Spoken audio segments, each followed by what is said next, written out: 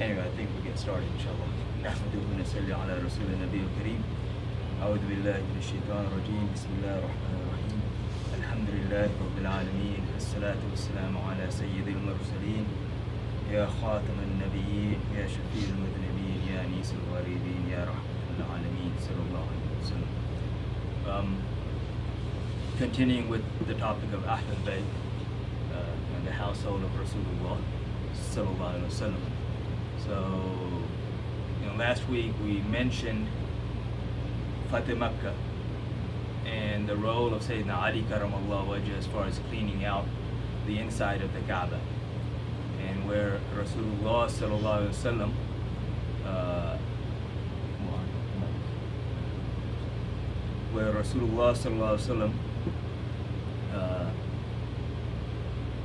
took him up on his shoulders, and he cleaned out those idols that were up in the Kaaba. And then we mentioned a little bit about Tabuk, and so I'm going to come back to Tabuk. So Fateh Makkah took place the year 8 Hijri. So Tabuk took place the year 9th Hijri. So after Fateh Makkah, you have all of these clans that are coming and pledging allegiance to Rasulullah sallallahu alaihi wasallam. And so for the first 4 months of the 9th year of Hijri, everything is kind of calm. So everything's peaceful. But then word comes, or news comes, that Heraclius, the Byzantine emperor, is amassing an army that was supposed to be 100,000 men. And he's sent word to various areas within his empire to get the men ready. And so Rasulullah sallallahu alaihi wasallam decides to go and deal with him on his own turf. So this is where Tabuk comes, because Tabuk is northern Arabia. So and this was one of the few times, as we said last week, that he actually announced where they were going to go. Before, what would happen is that even if he sent an army somewhere and he wasn't part of the army, he would give the leader a letter and tell them to open it such and such a place, and then they would have instructions as to where they were going. That way you don't have spies that are getting the word out, and various other reasons for doing that. This was, again, one of the few times where he actually told them where they were going and when they were going. So this army is amassed, and they set out. But before they set out, the issue of hypocrisy has been there from the beginning, or rather from the beginning in Medina, because there were no hypocrites in Mecca. Because there was nothing to gain by becoming Muslim. There was everything to lose. Because in Mecca, if you became Muslim, you were thrown out, you were tortured, you were killed. Your stuff was taken. So to become Muslim meant basically putting your life at risk, putting your wealth at risk, putting your family at risk. Can I ask you a question? Yes. Who was ruling that time? So the question is, who was ruling at that time? Yeah, that's why it's hard to be a Muslim. Yeah. So in Mecca, if you remember, when Rasulullah sallallahu alaihi wasallam, when he declares his prophethood, at that time, you have two major clans. You have Banu Hashim and Banu Umayyah. And these are rival clans, and everybody there is competing for, the honor of taking care of the Kaaba, taking care of the Hujjaj, the people coming for Hajj. Because even the Mushrikeen came for Hajj. That's why you have all of these idols around the Kaaba. They were claiming they were Muslim too? No. Hajj, if you look at in Arabia, the society in Arabia, again, the Quraysh are the descendants of Ibrahim alayhi salam, right? And so, at that time, before, initially when Ibrahim alayhi salam was there, Ismail alayhi salam after him, and so, of course, Ibrahim alayhi salam would come back and forth. So he was mainly in Canaan, in Sham area, but then he would come down to visit his son, and Ismail al-Islam, of course, is teaching and preaching Tawheed. And so pretty much everyone after him is Muslim. Eventually, Banu Khaza'a took over Makkah, and then one of their men are the ones who introduced idol worship, because he traveled to Sham, to Rome, and he saw these people worshiping idols, and he thought, oh, this would be nice. Just like Bani Israel, when Musa al-Islam, when he leaves to go to Tur Sinin, and what happens by the time he comes back? Samiri makes this calf idol, and they're worshiping the idol, right? So these are people in the midst of whom a prophet is. Harun al-Islam is still there, and yet, they say, no, we don't want to worship Allah, we want to worship the idol. So this guy, he thought, oh, this would be nice, because this is something, when you look at idol worship, so you have something you can touch, you can see. Like a Statue. But also people it's very easy for people to make money off of this. You start a business making idols, you're selling the idols, people coming and they're paying tribute to the idol, you're sitting behind the idol taking all the money. It's easy business. And so this is what happens in Arabia. So all of these people that were following the religion of Ibrahim al-Islam have now shifted. Okay. You have a few handful who are still, they're called Hanif, or they still followed the religion of Ibrahim al-Islam as best as they could. If you look at the family of Rasulullah sallallahu alaihi wasallam, all of them were Hanif. His father, his grandfather, his great-grandfather, all the way back. None of them were idol worshippers. Okay. And then you had others that Rasulullah associated with. Abu Bakr never worshipped idols. Bibi Khadija radiallahu anha, she never worshipped idols. All of those people that were around Rasulullah never worshipped idols from the beginning. Okay. And so when Rasulullah declares his prophethood, you have Quraysh, which are led by different, you have different clans, certain clans more powerful than other clans. Each clan has their leader, but 90+% of the population are idol worshippers. So now when Rasulullah comes with this message, and he's telling them to leave these idols, for some of them it's like, oh, I'm going to lose my income. My business will be gone. How will I cheat people out of money? How will I make all of this unlawful money? And so they became very resistant to him, and were torturing and punishing anyone who followed him, because they did not want his religion or this religion to spread. So that's why in Makkah you had nothing to gain by becoming Muslim from a worldly standpoint, and you had everything to lose. Okay, and so you didn't have any hypocrisy. No one is going to say they're Muslim unless they're really Muslim. Okay, when you come to Medina Munawwara, though, until the Battle of Badr, you had the same situation. Nothing to gain by becoming Muslim. After Badr, when the Muslims won, now suddenly, oh, if we jump on this bandwagon, we have something to gain from a worldly standpoint. We'll go to a battle, we'll gain some spoils of war, we'll gain some money, we'll do this. So now you have hypocrisy starting. People saying they're Muslim, but they're not. Because they want material gain. They want some worldly gain.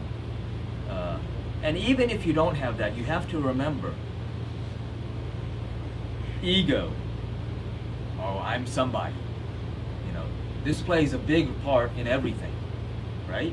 If you look at why did Iblis not bow down to Adam alayhi salam? What did he say? He says, "Ana khayrun min," I am better than him. So in order to accept Rasulullah sallallahu alaihi wasallam, truly accept him, you have to acknowledge that he is better than yourself.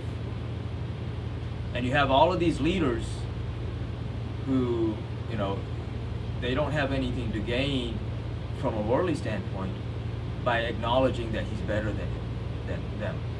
And if you look at the leader of the hypocrites in Medina Munawwara, it was Abdullah ibn Ubay.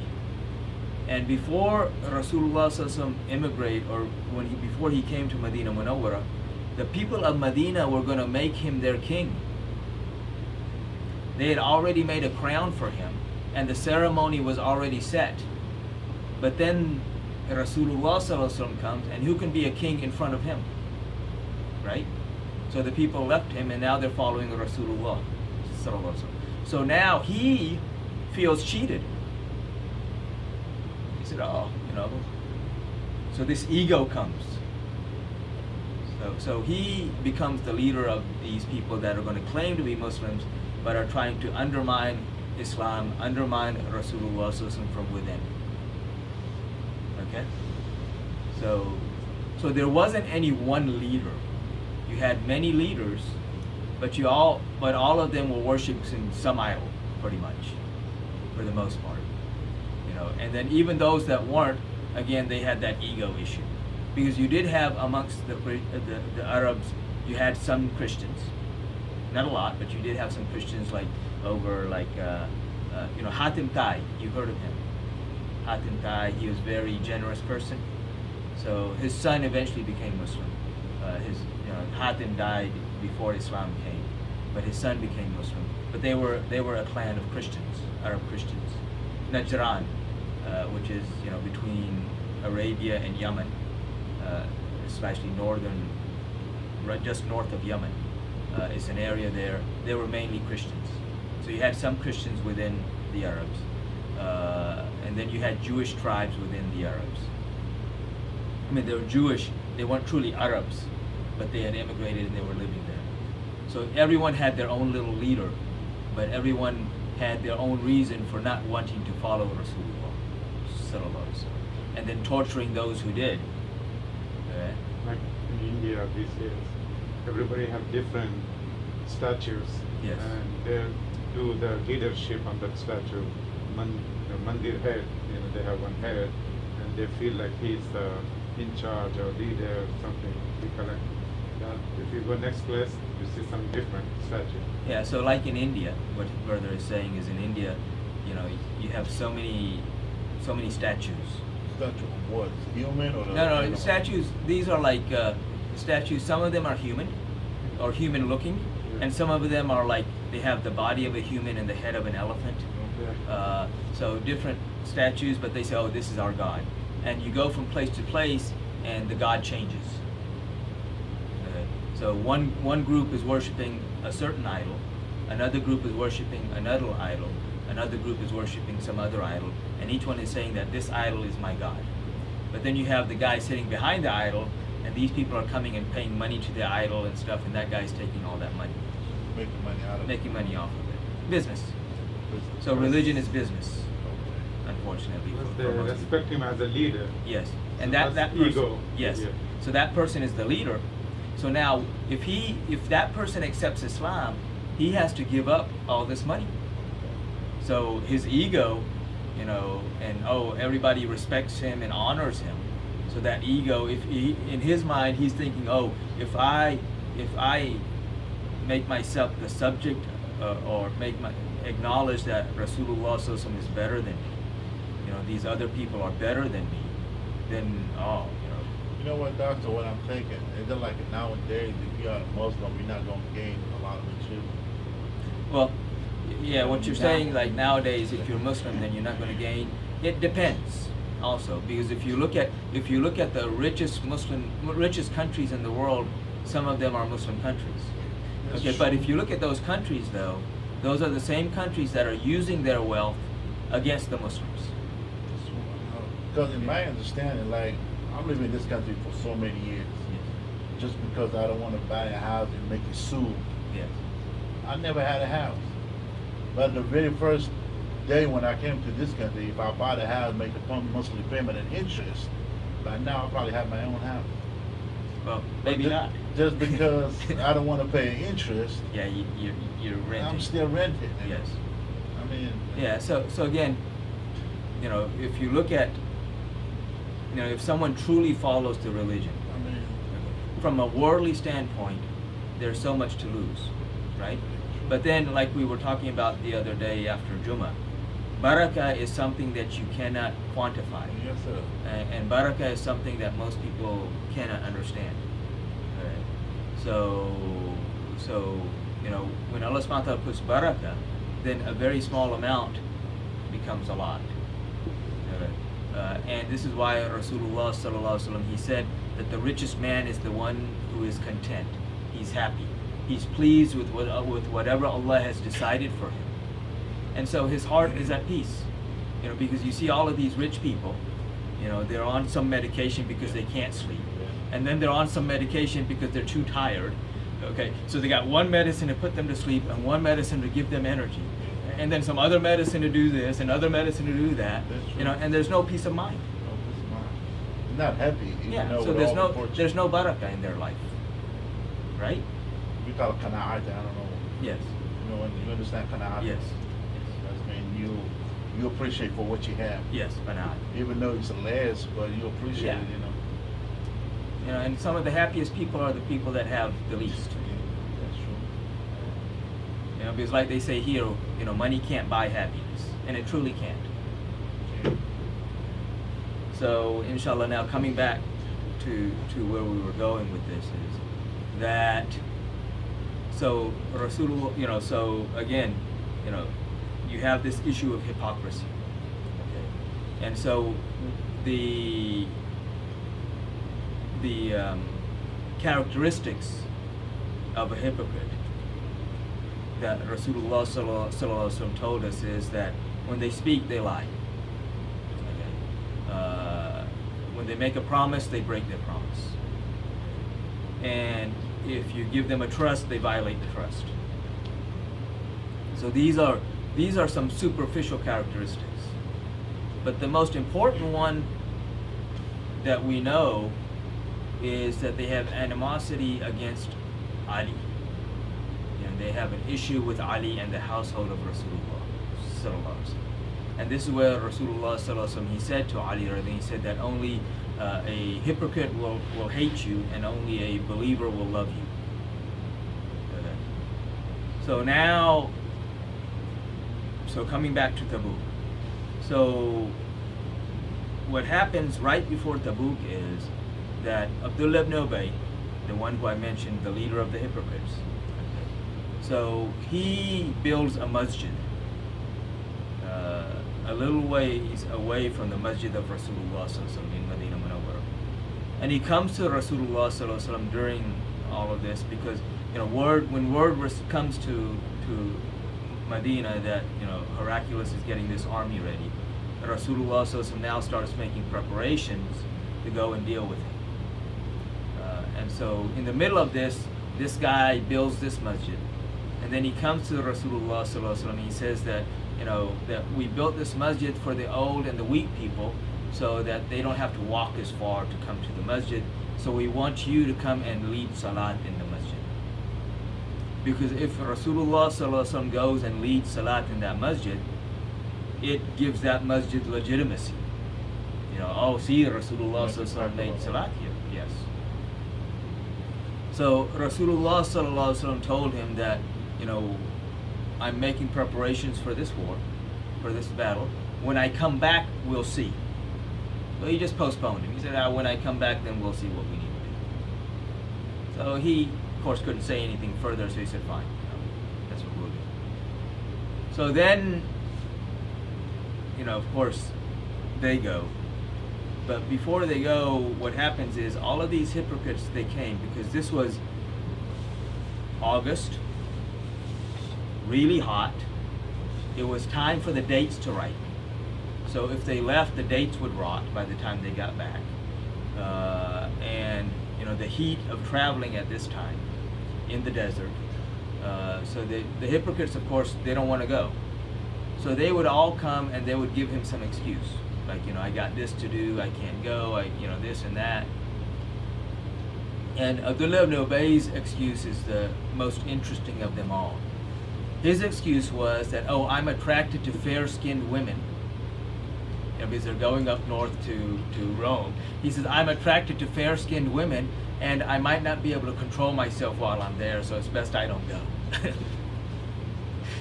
So this is his excuse. Rasulullah sallallahu alaihi wasallam didn't want the hypocrites with him anyway. So he said, fine, you don't have to go. So whenever they came, he said, hey, you don't have to go. So this is why he leaves Ali, karamallahu wajh, there. Because all of the hypocrites, all of the believers are leaving. Everyone who is staying in Medina is pretty much a hypocrite or someone who has a legitimate excuse, they're either, they've lost a limb and they can't fight or something like that.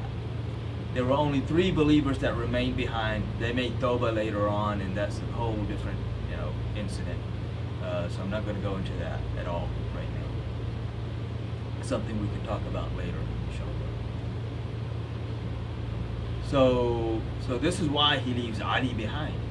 Because you have to have someone strong, someone that they're scared of in control, and someone who's not going to accept any, excuse for what they're doing. Because, of course, whenever they do something or they say something, they always have an excuse. Well, I meant it this way. Or, no, I didn't mean to do that. So he needed to leave somebody behind that they feared and wasn't going to tolerate them. And so when he leaves, when he says, Ali, you're in charge, Ali he says, Ya Rasulullah, so you're leaving me behind with the women and children. And this is when, like we said last week, this is when he says that, is it, sallallahu alaihi wasallam said, is it not enough for you that you are to me as Harun was to Musa, except that there is no prophet after me? So because of Ali's presence, the hypocrites didn't do anything. Otherwise, when he left, who knows, because they were gone for 2 months. It was 18-day trip going. They stayed there for a month because Heraclius never showed up. So they waited for him, and in the meantime, Rasulullah sallallahu alaihi wasallam sent various armies, various groups here and there, and then they would come back and take care of things, and various clans there became Muslim. So 18 days to come back, and then so 2 months they were gone. So in 2 months, the condition of Medina would have been very different if somebody else had been left in charge who could not have controlled the situation. So again, this is one of those distinctions of Sayyidina Ali karamallahu wajh. And as I was talking about that, I suddenly remembered I forgot to mention something when we spoke about Khaybar. We spoke about Khaybar about 2 or 3 weeks ago, in which, of course, Ali radiallahu anhu is Fateh Khaybar. He is the conqueror of Khaybar. And so, also after Khaybar is conquered, Rasulullah sallallahu alaihi wasallam, he sent Ali radiallahu anhu on some mission to go take care of something. By the time Ali radiallahu anhu comes back, Rasulullah sallallahu alaihi wasallam, along with the other companions, had already made Asr. And so Ali, he comes back, he's tired, so he sits down for a moment. He's going to sit, his intention is sit down, take a break, then get up and make Asr. He sits down, and when he sits down, Rasulullah sallallahu alaihi wasallam comes and lays his blessed head on the thigh of Ali and goes to sleep.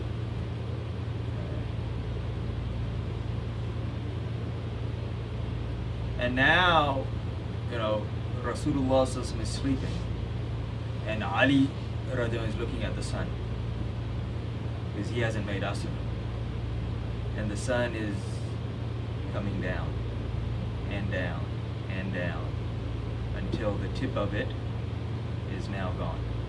It's time for the Maghrib Adhan. And when he sees this sun descending, and as it's going down and disappearing, Ali loves Salat. If you look at the Ibadah of Ali, it's something that you can't be matched. But more than loving his salat, Ali radiallahu anhu loved Rasulullah, who gave him salat. Sallallahu alaihi wasallam. And he understands the adab. But at the same time, because of his affection for his salat, and he's missing salat, and he's missing not just any salat, he's missing asr. Tears start rolling down his eyes, and those tears fall on the blessed face of Rasulullah sallallahu alaihi wasallam. And Rasulullah sallallahu alaihi wasallam gets up, and he says, "Why are you crying?" He said, "Ya Rasulullah sallallahu alaihi wasallam, I had not made my asr, and the sun is down." So this is when Rasulullah sallallahu alaihi wasallam, he says, addressing the sun, he says to the sun, he says, "Oh son, Ali was in the service of Allah and His Messenger, sallallahu alaihi wasallam. You know, so come back for Ali." And he motions the sun, and the sun comes back up. Ali radiallahu makes his asr, and then the sun goes down. You know, and this isn't like, you know, just in the books of history. This is, you find this narration in various books where, you know, like various legitimate scholars have mentioned this, including Qadi Ayaz and various others, and Mustadrak, where it's mentioned, you know, as a hadith. Okay. And so they mention this, and so you know, so Ali is the only one for whom Allah subhanahu wa ta'ala showed the miracle through Rasulullah of sending the sun back. And he's the only one who could have made asr at that time, because it came up only for him. Anyone else who had missed asr, he could make asr, but it wasn't. It was still qada. For Ali, it's not qada. You know, he's not making it up. He's making it on time, because Rasulullah specifically called it back for him. And so, so that's something I'd forgotten to mention, which is important to note, because it's, you know, it again shows us that connection between Ali and Rasulullah and the love of Ali for Allah and His Messenger. But again, also shows us the adab. He knew that salat is not as important as the honor and the respect of Rasulullah. Salat is very important. Rasulullah said that, you know, the coolness of my eyes is in salat. Okay, so we should be making salat, and we should be making salat on time. But, you know, salat takes a second seat to the honor and the respect and the adab of Rasulullah. If by making my salat I am somehow dishonoring or causing any discomfort to Rasulullah, then I forgo my salat, as Ali did. But that is only for Ali. Again, that's not for us. Oh, you know, I'm going to skip my salat today. Yeah, it doesn't work.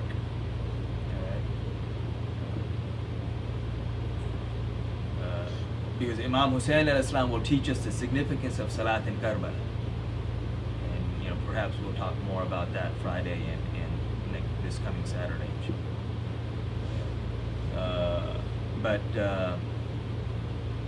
So, you know, so there. The other important thing to note here, though, is Rasulullah knew what was going on. You know, this is the famous narration where he's sleeping in the house of Aisha Siddiqa radiallahu anha, and some women came and they were whispering to each other. He's sleeping, he's snoring. Sounds of snoring are coming from him, and they're talking. And after they left, and then he gets up and he tells her exactly what they said, and she says, "Ya Rasulullah, you were sleeping." And he says that the eyes of the Prophet sleep, but their hearts never sleep. So he's aware, because, you know, the Prophets are aware of whatever is going on in their jurisdiction. Whatever jurisdiction they have been given by Allah, they are aware of that, okay, at all times. Otherwise, how can they be a leader? Rasulullah is rahmatul lil alameen, to all of creation. How can he be a mercy to me if he doesn't know what my condition is? So he is aware of my condition at all times. And this, so here also he's aware of Ali missing his asr. But he wants to show the world the status of Ali, the understanding of Ali. that Ali knows what are the priorities. And because of Ali's status, he's willing to call back the son for him. Okay? So these are very important points also to understand. So now kind of continuing on. So after Tabuk, after Rasulullah returns from Tabuk, so this is again the 9th year of Hijri. The time for Hajj is coming. So Makkah has already been conquered. So the Hajj is now open to the Muslims. Until Fateh Makkah, the Hajj was not open to the Muslims. Which was again interesting because Quraysh obeyed the law that all fighting and all disagreements were set aside during the time of Hajj. So anyone could come for the Hajj. Didn't matter if they were at war with Quraysh, but if they were coming for the Hajj at the time of the Hajj, Quraysh would honor them. Except the Muslims. Okay? Just like today. And this is why Rasulullah sallallahu alaihi wasallam, he said, "Al-kufru millah wahida," that disbelief is one when it comes to the truth. They all to get together to fight against Islam. Exactly true. Yes. So we see this even today, right? And how these so-called Muslim leaders, who again if you really analyze them, fall into the category of hypocrites. How they align themselves with the non-Muslims, take support from the non-Muslims to kill the Muslims. Even though 9 out of 10, they don't like each other. No, they don't. They don't. They wanted to get together to go against them. Yes. They're enemies to each other, but when it comes to Islam, then they join up. They get together. Yeah. Of course, if you take the Muslims out of the picture, then they're fighting each other. Yeah, that's true. Right? So today, same thing then, same thing now. People don't change. The mentality, the psychology, all of this, it's the same. And this is why Allah subhanahu wa ta'ala has mentioned in the Quran the psychology of every people. Okay? You read the Quran and he talks about the psychology of every different kind of people, and you can put them into any one category. Okay? And they'll fit somewhere. Because it doesn't change. The greed, the animosity, the anger, all the power, all of this, it's the same. People are the same. We want to think, oh, we become so advanced. We become more advanced in killing each other. It makes it easy. Now I can just press a button here and kill hundreds of thousands of people over there. But as far as people themselves dealing with each other, nothing's changed. So now after Fateh Makkah, of course, now the Hajj is open for the Muslims. So he assigns Abu Bakr Siddiq as the head of, or the Amir of the Hajj.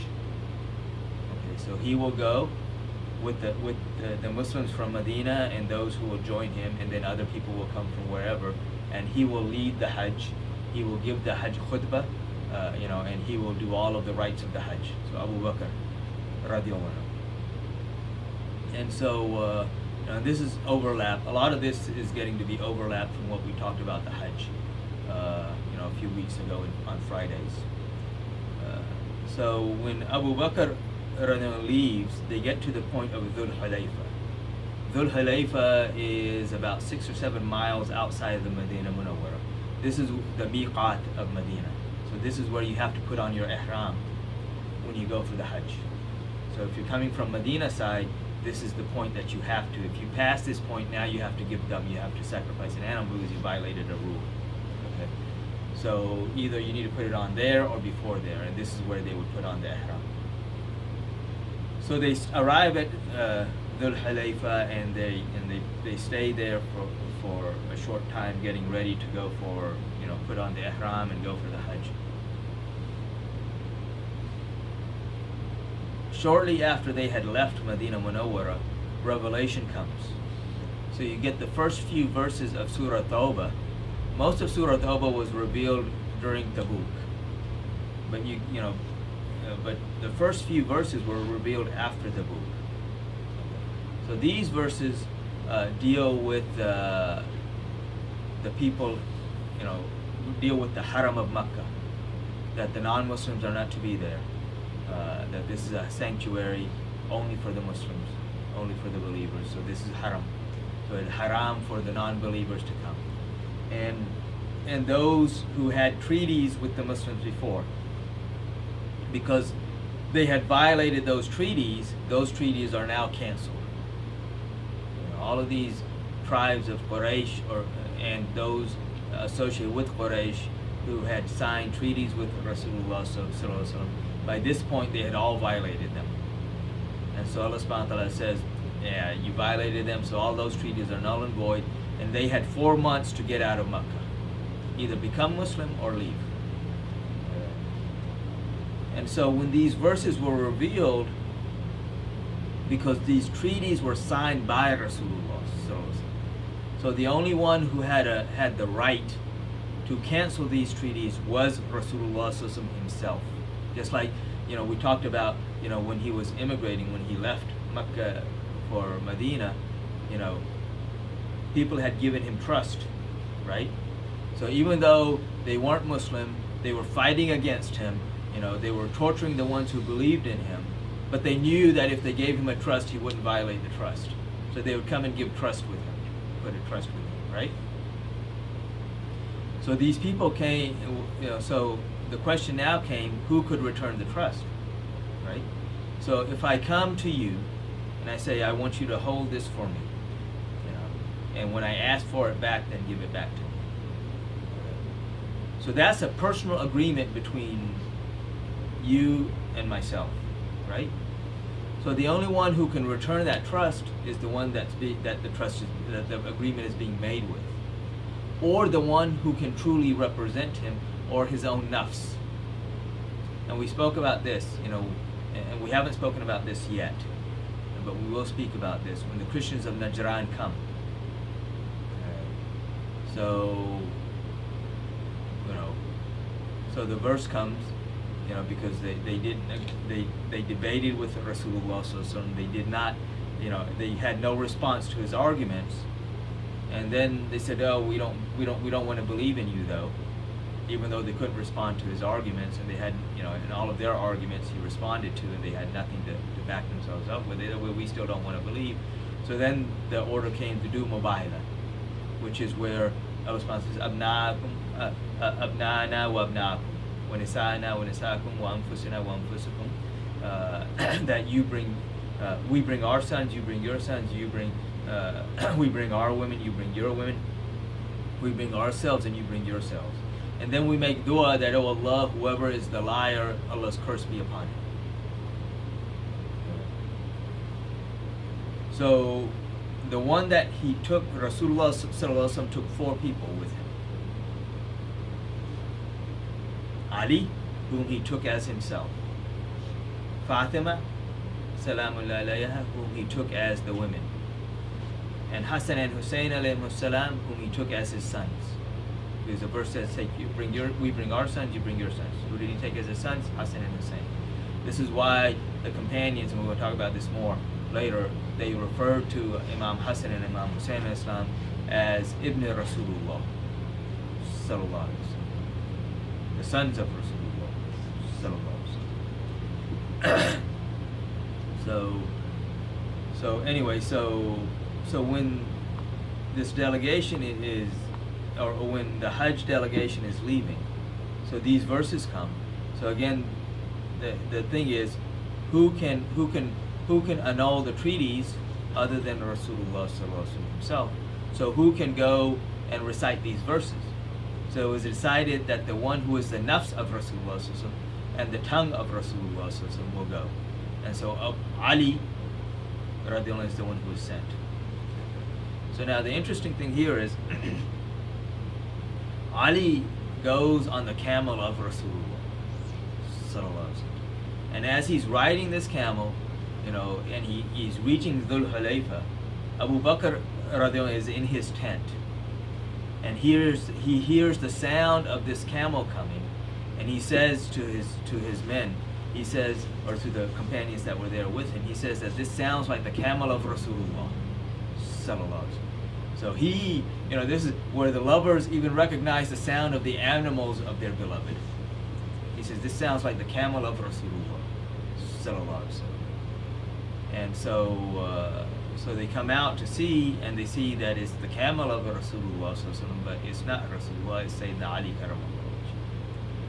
So Ali radiallahu anhu comes, and they ask him, the people asked him before he arrives to Abu Bakr, they say, have you come to lead or have you come to follow? He says, no, I've come to follow.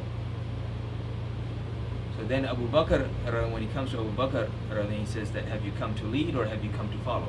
Did Rasulullah replace me with, did ask you to lead? And he said, no, I've come to follow. He says, then why did you come? He says, because these verses were revealed, and Rasulullah sallallahu alaihi wasallam ordered me to recite these verses. So he says, well, I can recite the verses. Abu Bakr says, I can recite the verses. He says, no, you can't, because I'm the one who was ordered to recite the verses. And in the direct order of Rasulullah sallallahu alaihi wasallam, there is no ijtihad, there is no reasoning, there is no thought process. He ordered it, we're going to do it.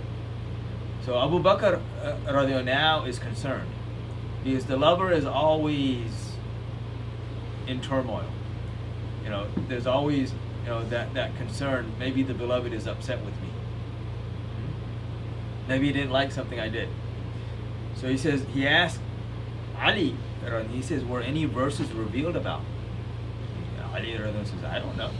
No, Rasulullah didn't tell me.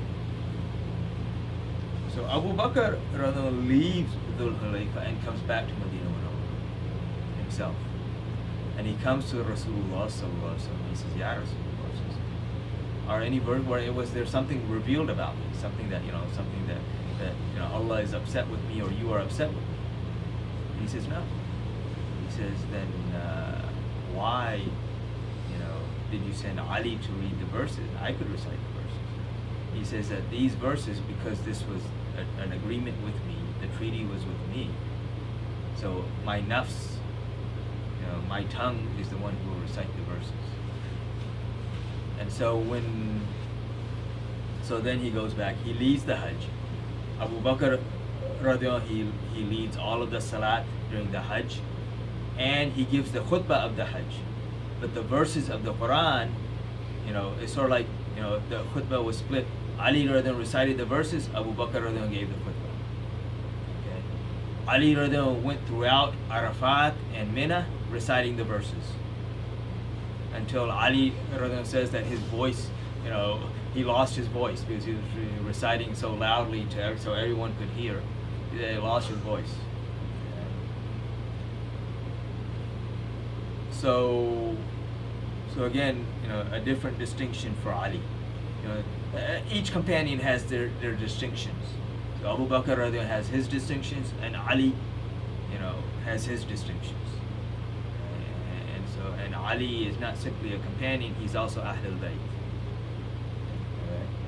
So these are important points again to understand and to note. So, they made the Hajj, they came back. You still have various, plans coming. So this is also when the Christians of Najran come, as I mentioned just a few minutes ago. So Najran is that area of Yemen, or actually, if you look at Najran, modern day area of what Najran is, basically the bottom part of it is in Yemen, and most of it is in southern Saudi, modern day Saudi Arabia. Okay. You said bottom of Saudi or bottom of Yemen? No, the bottom part of Najran is the top part of Yemen. Okay. And the rest and the most of Najran is southern Arabia. So if you look on the map, like you have Arabia and you have Yemen, like this. Separate, small. It's just a region. It's a region. So it's just an area. People living there now? Yeah, people live there now as well. So what side they on? Saudi or the Yemen? Most of it is in Saudi. Okay. Yeah, most of it is in Saudi. Because when these borders were made, like Iraq and Kuwait, almost. Yeah, just make a random line. You know, because in naturally, countries were not split up by a straight line. You know, naturally you had, you know, either a mountain range or a river or something separating regions. You know, whenever you see a straight line, you know somebody drew that on a map. Okay. Yeah. So this area of Najran was predominantly Christian. If you remember, Yemen at one point became predominantly Jewish. Okay. Because Abu Gharib or Tubbi Awal Himari. Okay, so we spoke about him a while back. You weren't here in those classes, but so he was a Yemeni king who set out to conquer the world. And long story short, you know, he was going to attack Medina because the people of Medina had killed his son, because he left his son there in charge of Medina. At that time was Yathrib, and they killed his son. So when he came back, he was going to attack Medina. And the Jewish people from there came out, mainly two rabbis, and convinced him not to attack Medina because this was the place where the final prophet was going to come. And so when he started listening to the character and the characteristics of this prophet that was going to come, Rasulullah sallallahu alaihi wasallam, he fell in love with him. So he didn't attack Medina, but he asked those Jewish rabbis to come with him to Yemen and to teach. And so eventually Yemen became predominantly Jewish. But then the Abyssinians, because one of the Dhunawas, Yusuf Dhunawas, who was one of the Jewish kings, started torturing the Christians in Yemen. So then the Habsha Abyssinians eventually took over. They sent an army, they took over, and then it became predominantly Christian. And so Najran is all part of that. So Najran was predominantly Christian. Okay? They're still Christian? No, now they're Muslim. So they sent a delegation of 60 priests to come and meet Rasulullah sallallahu alaihi wasallam. And if you read Surah Al Imran, the first 80 verses of Surah Al Imran, Surah number 3, deal a lot with this meeting. A lot of those verses deal with this meeting. And so they came, and when they arrived in in Medina, they came to Rasulullah sallallahu alaihi wasallam, you know, with all their pomp and their show, and you know the way people that think they're something, you know, they walk around, you know, fancy clothes, you know, all this. Special. Yeah. I'm someone. I'm special. Fancy clothes and just the way they walk. And so they came to Rasulullah sallallahu alaihi wasallam, and Rasulullah sallallahu alaihi wasallam ignored them. He didn't even pay. It was like they weren't even there.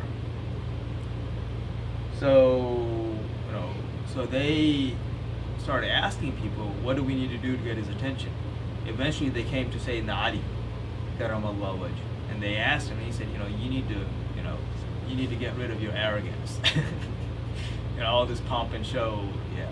So then, they kind of toned down their dresses and stuff, and now they come to meet Rasulullah. So now he acknowledges them. And so, so after he acknowledges them, they meet and greet. And the first thing he says to them, he says that accept Islam, you know, become Muslim. And their response is that we were Muslims before you were Muslim.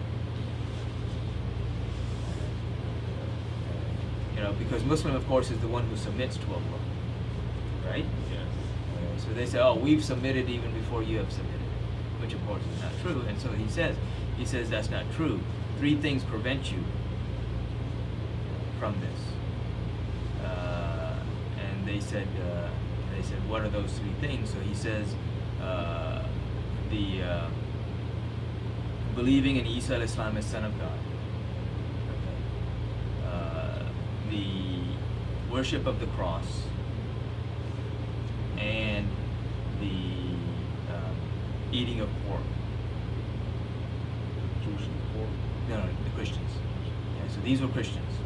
So these are Christians. So they ate pork, of course, eating of the swine, because they claimed that Peter touched the swine in a dream. No, or rather, no. Peter saw in a dream after Jesus, peace be upon him, that Jesus just touched the swine. Even though if you ask them, did Jesus, peace be upon him, ever eat pork? And they will say no, because he never ate pork. Then how did it suddenly become lawful? And even in their Bible, on the Sermon in the Mount, Jesus, peace be upon him, he says that I have not come to change the law, but to uphold the law. And the law says, don't eat pork. I mean, he doesn't say, that's not part of his saying, but he says, I have not come to change the law, but I have come to uphold the law. If you read the law, again, the law says, don't eat pork. You know, if you talk about, they talk about the 10 Commandments, because then when you start talking about, oh no, that's Old Testament, that doesn't matter anymore. Well, the 10 Commandments are also Old Testament. Why do you keep pushing that? If it doesn't matter, then the 10 Commandments shouldn't matter either, because that's also part of the law, right? So they pick and choose what they want. So anyway, so he says this, and so when he says this, they immediately start saying, well, if he's not Son of God, then who's his father? So they start on this chant. You know, when you're dealing with a group, what happens usually is you got one person you're dealing with, and then everybody else behind him. You know, all those. Oh yeah, say it again. You know, everybody behind him. Well, so all of them at the same time are saying, well, if Allah isn't his father, then who's his father? Then who's his father? So so Rasulullah allows them to settle down, and then he starts. And these are parts of these are verses. If you read Surah Al Imran, you'll see where Allah subhanahu wa ta'ala gives that example. Where he says that that the similitude of Isa alayhi salam is like that of Adam alayhi salam. Allah subhanahu wa ta'ala created Adam alayhi salam without father or mother. So why do you think it's so hard for him to create Isa alayhi salam without a father? Right? So Rasulullah lays out all of these arguments to them. And again, they had no answer to them. So read Surah Al Imran, first 80 verses.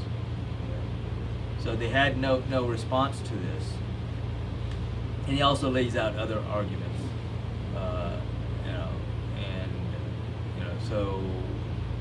So then, in the end, they say, well, we just don't accept. So this is when the verse of Mubahilah came. This is when the verse comes, which I think is verse number 59 or 60, somewhere in there of Surah Al-Imran. So it's right in there. And when you read those verses, you'll see it. Where Allah subhanahu wa ta'ala says that, after clear proof has been given to them. Because again, they had no response to his arguments. So it's not like they could say, no, look at this, or we don't accept this because of this. We just don't accept. So when clear response or clear proof has been given to them and they still don't accept, then say that we bring our sons, you bring your sons, we bring our women, you bring your women, you bring ourselves and you bring yourselves. And then we pray that whoever is the liar, Allah's curse be upon them. And so when they did this, so when he challenges them to the Mubahilah, initially they accept. They said fine. So it's decided that they will meet a certain place at a certain time, and then each side will make dua. So when Rasulullah ﷺ leaves his house, he has his cloak, and then as he's leaving, he calls Al-Hasan, who at this time is 6 years old. He calls him, and then he calls Imam Hussein and takes him under the cloak, holds his hand. Then he calls Imam Hussein and pulls him and takes him in his arms. And because Imam Hussein at this time is like 5 years old. Then he calls the Fatima Salamullah alayha, takes her under the cloak, and then he calls Sayyidina Ali Karamallah and takes him under the cloak. And he says, after he takes him under the cloak, he says, Allahumma ha'ulahi ahli. That, oh Allah, these are my family. And if you look at the statement there, it literally means, oh Allah, only these are my family.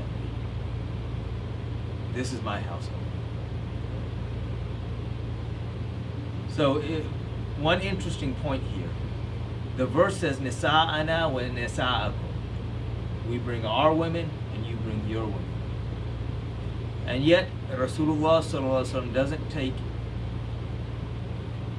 anyone else other than one, which is Bibi Fatima salam. So how is the verse fulfilled? Sound like a mufrad? You know what a mufrad, right? No. Like a singular? No, it's plural. Nisa is plural, it's women. And yet Rasulullah sallallahu alaihi wasallam takes single, Fatima. Yet the verse is fulfilled. Because Fatima salamullah alayha is representing all women. She is the daughter of Rasulullah sallallahu alaihi wasallam, so she's representing all daughters. She is the wife of Sayyidina Ali, so she's representing all wives. She is the mother of Hassan and Hussein, so she is representing all women. That's why he chose her. He has chosen her. She is the leader of the women of paradise. She is Sayyidun Nisa al-Jannah. But the reason I was asking it, because even though at that time Rasulullah he had more than one wife, right? Yes. He could have taken anyone else, but he did not. Okay, I got the point now. Yes. Why Good. he chose her. Yes. Okay. So she is the leader of the women of Jannah. So anyone else who would have come would have been her follower anyway. Okay? So as they're walking to that place, when the Christians see them, their leader says to them, they said, don't do this. We need not to do this. He says, because I am seeing a people coming. You know, because these are people who are learned. And they have the knowledge of the books, but they've chosen not to accept certain things. But they still have that knowledge. So when they look at things, they look at things from a very different perspective. So when he sees them coming, he realizes their reality. So he says to his people, he says, look, don't do this. Because if we do this, then I swear that there will not be a Christian left on the earth, until the end. We will all be finished if we do this. And so then they come to Rasulullah and they say, look, we don't want to do this. We don't want to become Muslim right now. Okay? But we don't want to do this, and we want you to send someone that you trust with us. So we want someone trustworthy to come and teach us. And so Rasulullah sallallahu alaihi wasallam, he sent Ahlul Bayt bin Jarrah, and that's why he is also known as Aminul Ummah, the trustworthy of the Ummah. So he sent Ahlul Bayt to them to go and teach them, and eventually, you know, they all became Muslim, okay? And accepted Islam. But that inshallah we will get to next week. I'm going to end here today.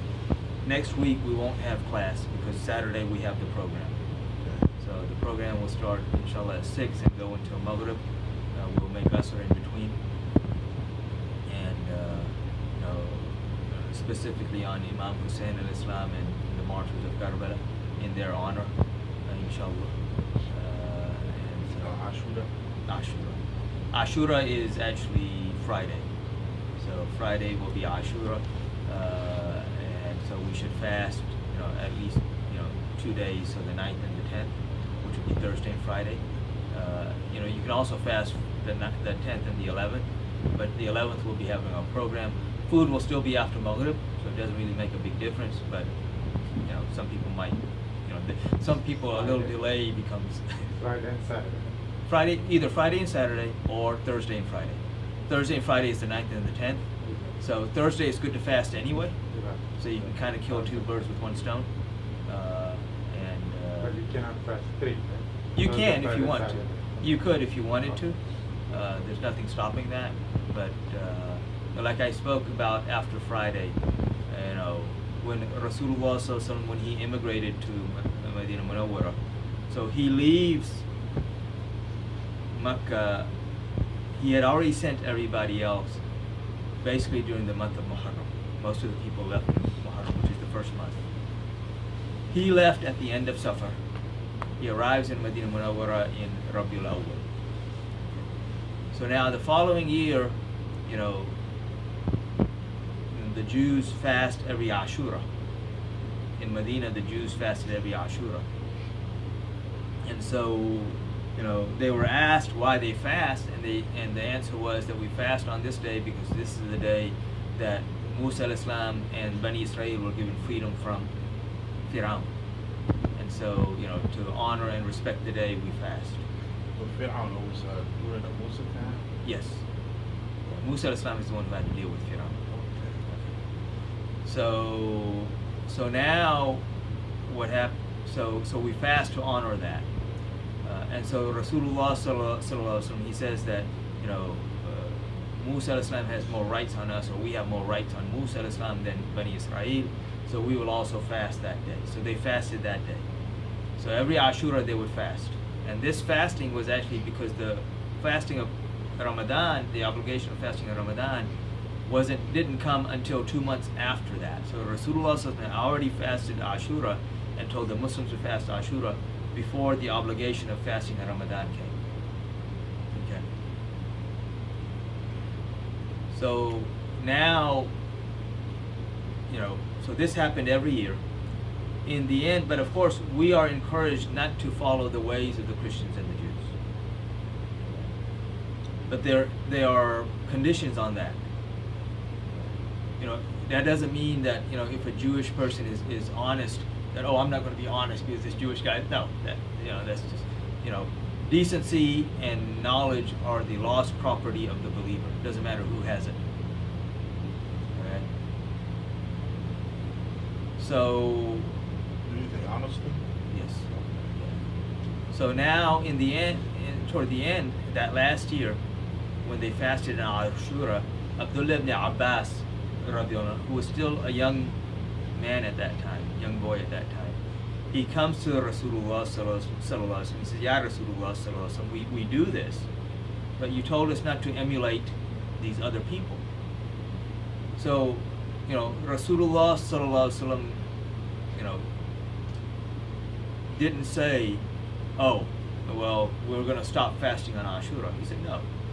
He said, "Fine, if you want to make it different, then we will fast 2 days, the 9th and the 10th, or the 10th and the 11th, to separate ourselves from them, to distinguish ourselves from them." Okay. And he says to him, he says, "And if I am here next year, I will do the same." But he was not. So that's, you know, this is a sunnah of Rasulullah sallallahu alaihi wasallam that he himself did not do in that sense.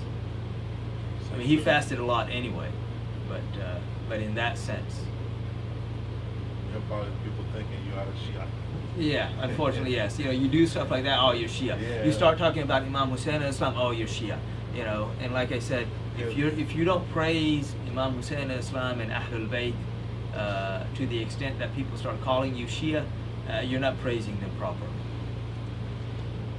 Because when you say you want to be fasting during the Ashura, they're probably thinking right away, well, you are a Shia. A lot of people, some people don't, but I'm sure there are some. But some people got to be understand the whole thing really. Yes. Because Yeah. People don't understand anything and start talking, and that's unfortunately the situation. I remember one time I was in Baghdad during the Ashura, there was a lot of people from everywhere. Yes. Especially Iran. Yeah, Iran and India and a lot of people go from a lot of places. There was, you know, people everywhere. Yeah, because they make that trip to during Ashura to Karbala. A lot of them also go to Najaf. But you know, these imams, they're not the imams of the Shia. They are our imams. They are the imams of the Sunni. Unfortunately, we have abandoned them. You see, in the Shia, from what I understood, though, they believe in our Prophet Muhammad also. But then during the Salat, you know, when they say, Ashhadu anna la ilaha illallah wa ashhadu anna Muhammadan Rasulullah, at the end they say, Ali wali Allah. Yeah. During their Salat, you know. Yes. Yeah. They have changed the Salat, but well, that's something I'm going to get into later on when we start talking about, and this is something that I mentioned a little bit about when I mentioned Imam Zaid, but something that I'll get into more details as far as the origins and how this split occurred and how the deviations came about, inshallah. But I'm going to end here today, inshallah.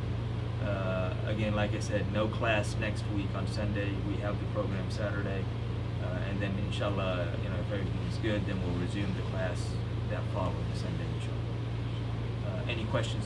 Yeah, one small question. Yes. It says when they go for the Kaaba for Hajj, everybody do even non-Muslim and Muslim the same way they do it, like haram. Ihram. Yeah. Oh, so the question is, and this, I'm repeating this so the people on the phone can also hear. The question is, like, before Islam and before these people were not allowed to come for the Hajj, the Muslims and the non-Muslims that came for the Hajj, like that ninth year of Hijrah, when Abu Bakr radiallahu is sent as the Emir of the Hajj, you still had non-Muslims coming for the Hajj. So you still had mushrikeen that were Arab coming for the Hajj. And so the question is, were they making the Hajj the same way that we make the Hajj? Okay, and the answer is, they made the Hajj in a similar way to what we make the Hajj. Now, one distinction here is that if you look at the Hajj of Quraysh before Islam, Quraysh would not go to Arafat, even though Arafat is the Hajj. And their argument for this was that we are the people of the Haram. We live in the Haram. And the Haram, the people of the Haram, and Arafat is outside of the Haram. So they say, we don't leave the Haram. We are superior to everybody else. We don't need to leave the Haram. Okay? So they would not go to Arafat.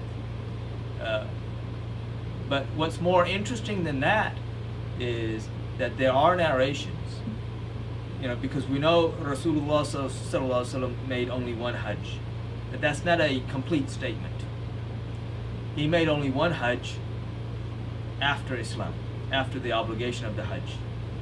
So after the obligation of the Hajj, he made one Hajj. Okay. But he had made Hajj even before, and he had made Hajj before Islam. So before the declaration of his prophethood, he had already made Hajj.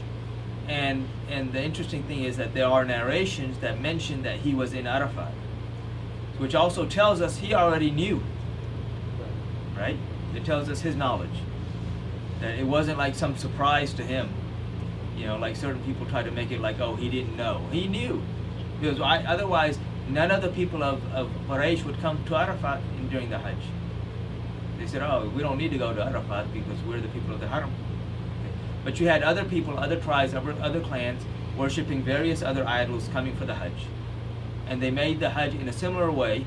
They would put on the ihram and stuff, but they would have distinctions still. Plus, we know that, like the sacrificial animals, they would take their blood and throw it on the Kaaba, and other nonsense things. And they would, as they were making tawaf, they would touch the idols, and all of these other things that they would do. So it was similar, but not really the same. Okay.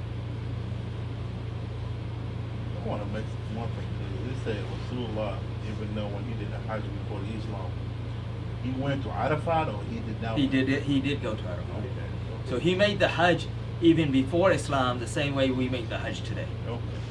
Even before Islam. Even before the declaration, before he started teaching Islam, he still made the Hajj the same way that we make Hajj today. He went to Arafat. He did all of those rites of the Hajj. And so again, like I said, there are narrations of people seeing him in Arafat. So if he didn't know, then why is he again in Arafat? He would have believed what Quraysh were saying, but he did not believe what Quraysh were saying. One more thing. Yes. When they bring their family to cuss each other, and that time Christian back up, right? Christian, they make a decision not to go. Prophet ﷺ, he wanted to go with his family, right? He was ready to go. Yes. So that Christians, they back up, they don't want to go. So they knew his prophet. Yes. Yeah, so so the question here is, again, reiterating this for on the phone, is that at the Mubayla, when the Christians of Najran came, so Rasulullah Sallallahu Alaihi Wasallam is ready to fulfill the Mubayla. He goes with the family. It was the Christians who saw this, and mainly their leader, who backed off and said no. So they knew.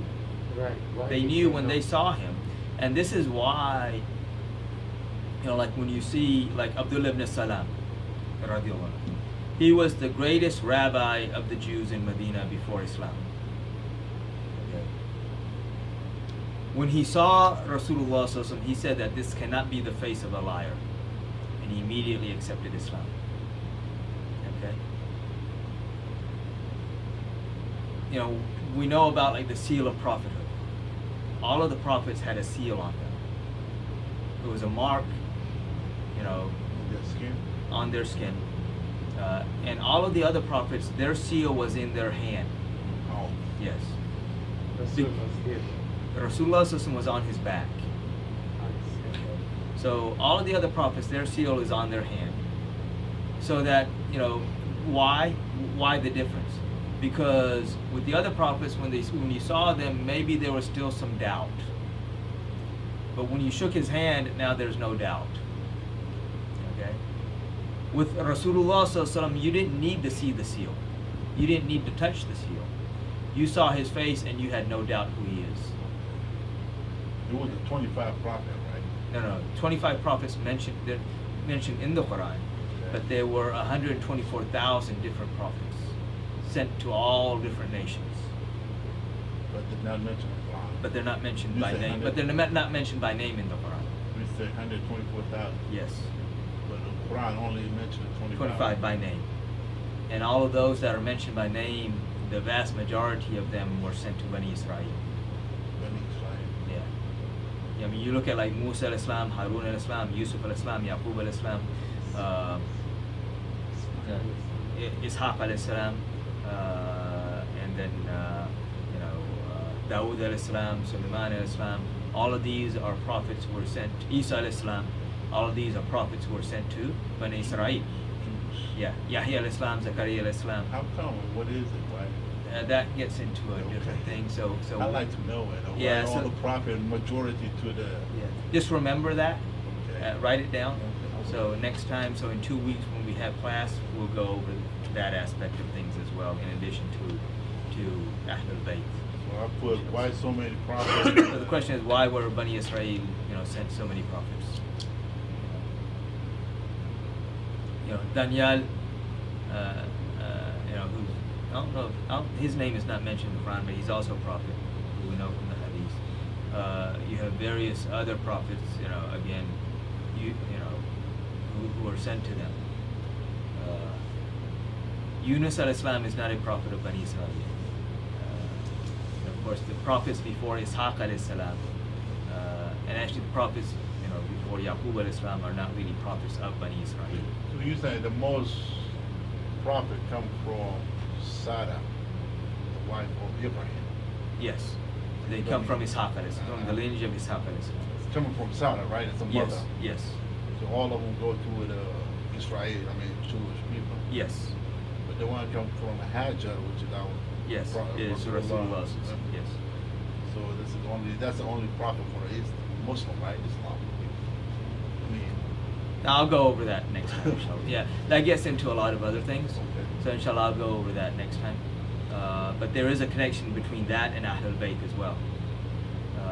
So if you look at like the lineage of Imam Hussein al-Islam, you have all of these imams. You have Imam Zain al-Abidin, Imam Muhammad Baqir, Imam Jafar Sadiq, Imam Musa Kadhim, Imam Ali Rida, Imam Muhammad Taqi, Imam Ali Naqi, and Imam Hassan Askari. Okay, al-Islam. But when you look at the lineage of Imam Hassan al-Islam, you end up with Imam Mahdi. Imam Mahdi, that's the last one that's coming down, right? That will become, he's the one to come, but he will be from the lineage of Imam Hassan. Imam Hassan. Yes. And that's Imam Mahdi, the one who killed all them pigs. He will. Well, yes. Okay. Yeah. Yeah. He will do a lot of things. I But didn't know that part. and during his reign, there will be the whole world will be filled with justice and belief. So there will be no one who will be unjust during his reign, and there will be no one who will be a non-believer during his reign. Everyone will accept Islam, and everyone's character will improve. Even though Isa Alayhi coming salam. down, alayhi Yes. salam, Yes. convert to Islam too. Isa al-Islam is already Muslim. They already moved. But how come Christians don't know that? Yeah, I mean, we that's kinda- we got to get into that. But We'll you get said into Isa that. is already Muslim? Yeah, all the prophets are Muslim. Okay. Every one of them is Muslim. That's interesting too. I like, I'm curious and I like to know more. So inshallah, yeah, next time, I'll throw that into the mix. See, the reason why I'm asking you this kind of question, when you're talking to the American, they Yeah. are Christian, Yeah. I'm a Muslim, they want more detail about, Yes. what's going on. Yes, and you have to know. I mean, So that's like with me. I grew up here, so all of my schooling is here. I went to kindergarten for 5 days and I dropped out, and then first grade onward, all of my schooling is here. So I'm a kindergarten dropout.